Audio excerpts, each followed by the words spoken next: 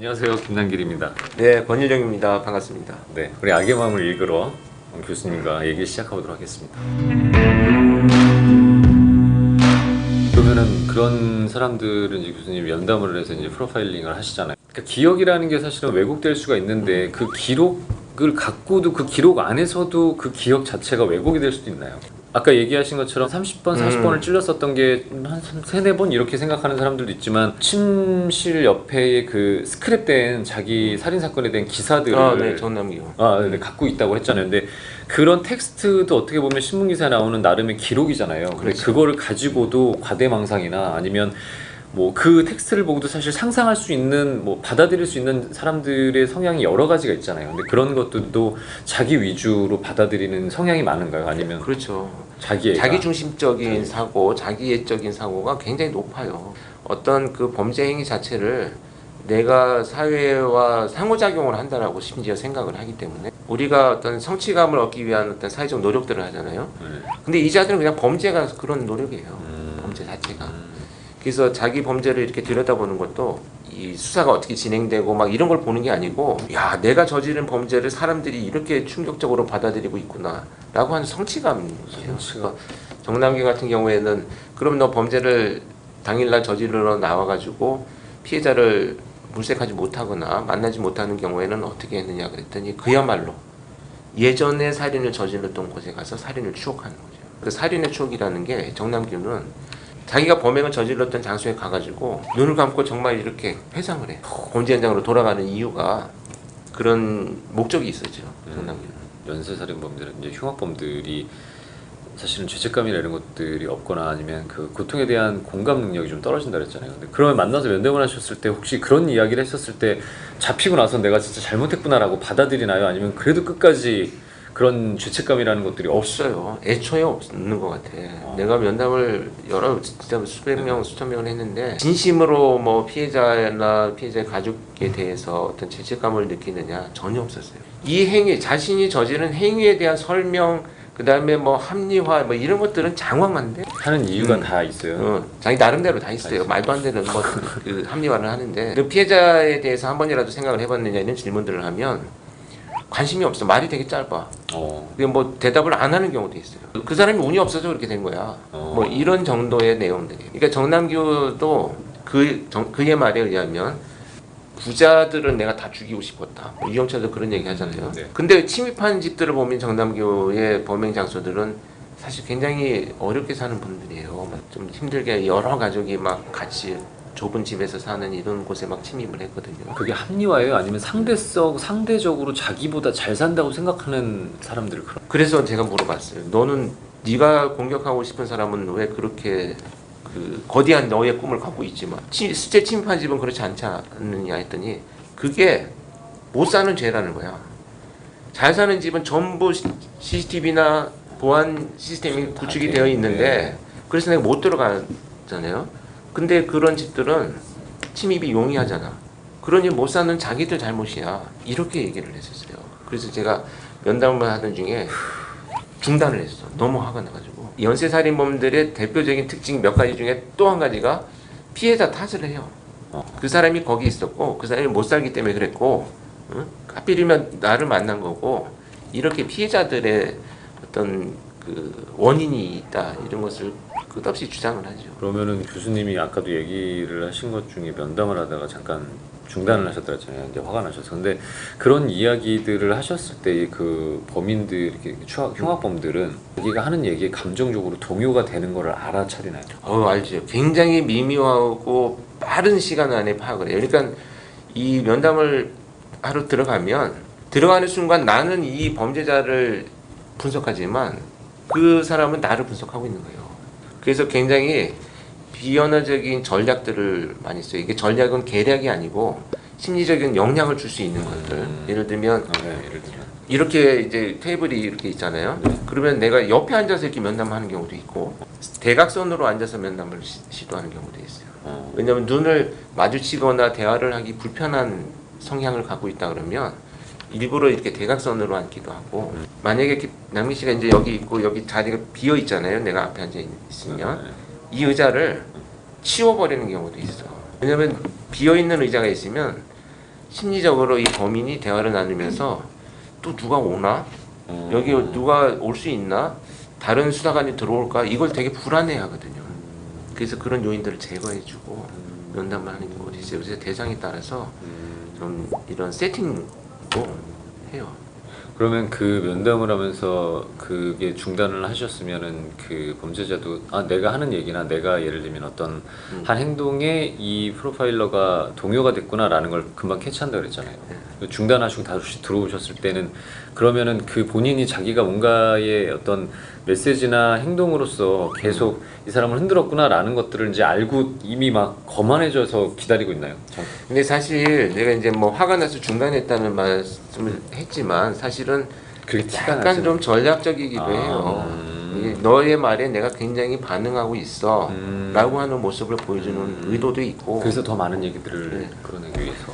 그래서 전에 얘기했다시피 프로파일러는 가서 뭐 화려한 이런 뭐 이 설득을 하는 게 아니고 말을 자꾸 하게 만드는 거죠. 그래서 그런 뭐 면담을 하다가 중간에 뭐 엉뚱한 거 질문을 하기도 하고, 또 다른 분석관이 바꿔서 들어오기도 하고, 또 앉아 있다가 대화를 나누는 중간에 갑자기 제가 이제 같이 동행한 프로파일러한테 밖으로 나가 이렇게 이제 그 상황을 만들기도 하고 이런 것들을 많이 해요. 사회 현상에 대두되고 있는 이제 그런 범죄적인 이야기들을 질문을 드리다 보니까 이게 연쇄 살인범과 가스라이팅을 하는 가해자와 그게 이제 사람을 죽였다 안 죽였다의 차이만 있다 뿐이지 심리적으로 압박을 하는 건 되게 비슷한 것 같아. 그러면 그 사람들도 누군가에 대해서 어떤 그러니까 메시지를 보내고 그게 다 그냥 기본적으로 아무 생각 없이 아니라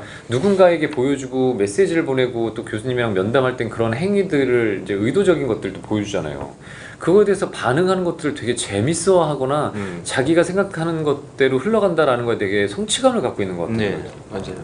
그래서 저번에도 얘기했지만 단호하게 뭐 그들이 뭔가 이야기하는 거에 대해서 이거는 불가능해, 이거는 뭐 원하는 대로 해줄 수 없어라는 걸 되게 단호하게 얘기를 하라고. 근데 이게 그냥 사회적인 현상에서는 그런 거에 겁을 먹거나 아까 얘기하신 것처럼 감정적으로 동요가 되거나 그 사람들이 하는 어떤 신호나 이런 거에 겁이 나서라도 그런 거 이렇게 따라가게 되는 것 같아요. 범죄는 개인의 특성도 있지만 문화가 상당히 많은 영향을 줘요. 그래서 한 사회의 거울처럼 나타나는 것이 범죄입니다. 근데 지금 변해가는 것이 뭐냐면, 예전에는 그렇게 막 공격을 하고 찾아다니면서 막 침입하고 이런 범죄를 저질렀잖아요.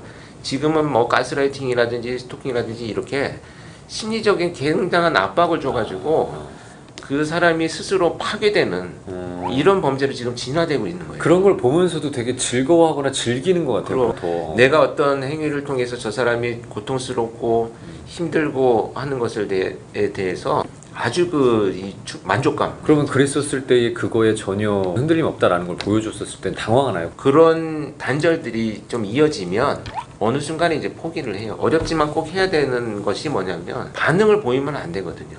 그게 어렵죠. 쉽지 않아요. 왜냐하면 내가 갖고 있는 어떤 뭐 위치나 상황이나 뭐 이런 것들이 제발 좀 그만하세요가 그 가해자 입장에서는 반응으로 그냥 생각을 하는 거예요. 10번, 20번, 뭐 30번 계속 막 시도를 했을 때 도무지 이제 참지 못한 피해자가 그만하세요라고 하면 이 사람 거절한다 이렇게 이해하는 것이 아니고 나의 행위에 반응을 드디어 하기 시작했구나 이렇게 생각을 하는 자들이기 때문에 굉장히 왜곡돼 있죠. 상대방의 태도와 행동을 완전히 왜곡돼서 받아들이는 거죠.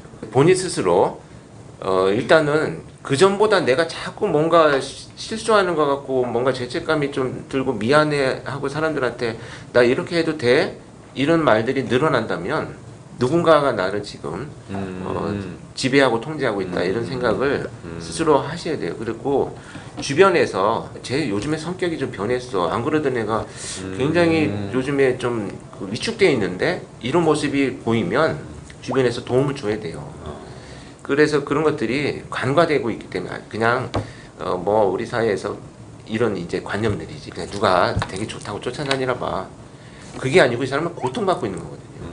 이제는 범죄가 직접 사람을 공격하는 것보다는 정신적인 고통을 줘서 아주 힘들게 만드는 범죄로 진화되고 있기 때문에 사람들이 주변 사람들을 서로 잘 이렇게 돌봐줘야 된다 이렇게 생각을 합니다.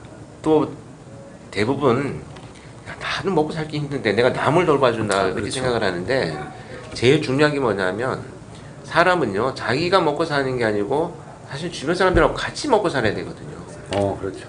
근데 그런 어떤 주변인들과의 관계가 나와는 무관하다라고 생각들을 자꾸 하는 개인화가 심해지기 때문에 사회적으로 남보다는 내가 원하는 것, 내가 하고 싶은 것에 너무 집중하는 이런 그 변화들이 사실 범죄를 우리 주변으로 끌어들이는 원인이 되지 않나 이렇게 봅니다. 마지막으로 그럼 교수님이 저번에 얘기하신 것처럼 저희가 이제 그때 얘기를 했었을 때 사회가 발전해 갈수록 그런 것들이 더 진화하고 예전에는 유괴범들이 많았었다면 지금은 또 한동안은 또 연쇄살인범들이 많았고 지금은 더 뭐 교수님 같은 프로파일러들도 많아지시고 이제 여러 가지 체계적으로 잡혀 있어서 그런 연쇄살인범들이 조금씩 줄어는 가고 있잖아요. 그러면 아까 얘기하신 것처럼 사람을 꼭 직접 해하지 않더라도 정신적으로 피폐하게 만드는 걸로 진화를 하고 있다 그러는데 그럼 앞으로 계속 이게 사회적으로에 대한 어떤 문제가 사람을 직접적으로 살인을 하고 해야 하는 것보다는 그런 쪽으로 더 많은 범죄가 일어날 거라고 생각을 하시는 거예요? 그렇죠. 그 대표적인 것들이 이제 그 디지털 성범죄 같은 거거든요. 그래서 뭐 N번방 조주빈이 이런 자들이 나타나는 배경이